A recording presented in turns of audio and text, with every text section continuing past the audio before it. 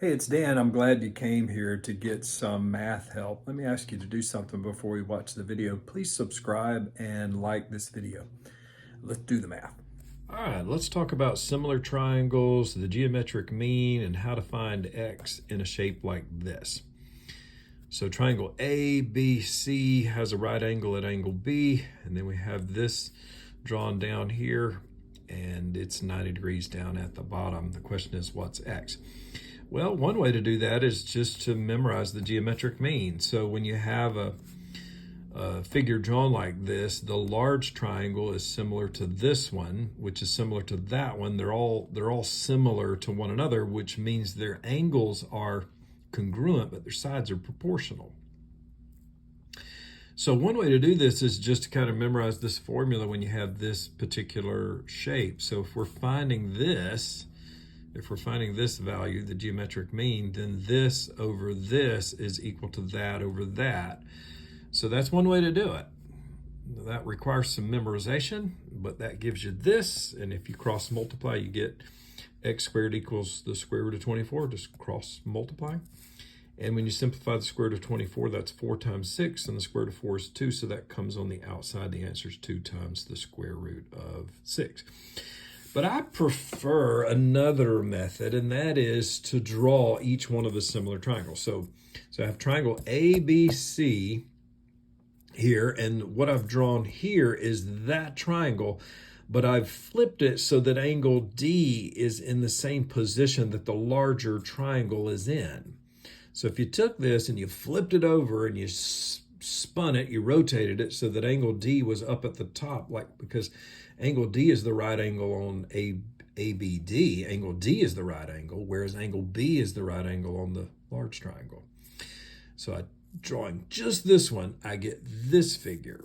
And notice that BD is still x in this triangle. So even in this small triangle, BD is x.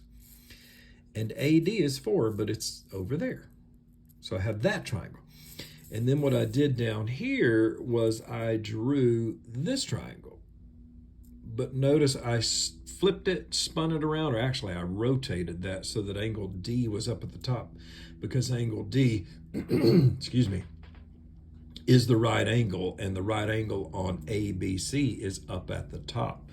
So me redrawing this one looks like this. Now angle C is still in the same place, but the 90-degree angle is up there, so it's like I did have to flip it to get it like that. And then angle B is that angle right there. Well, in this triangle, BD is still x, so BD is still x. And DC is that right there, which is 6.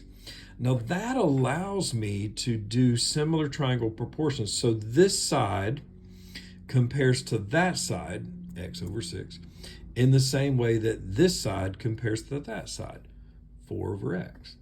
I like that because I don't have to memorize any formulas, and they may change the position of the numbers of the sides that they give me, and I can still do the problem because I've got similar triangles lined up and positioned in the right place so that I know this side compares to that side and this side compares to that side, so forth and so on. This whole side here compares to this whole side here and that whole side there.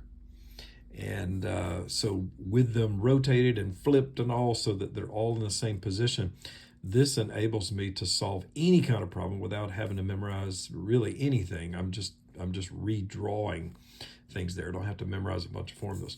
Anyway, once you have this, of course, you do it the same way. You cross multiply, and you get the same answer, 2 times the square root of 6. So x is equal to 2 times the square root of 6. Often problems like this are called the geometric mean because of how this works. The geometric mean is the square root of the product of two numbers. See ya.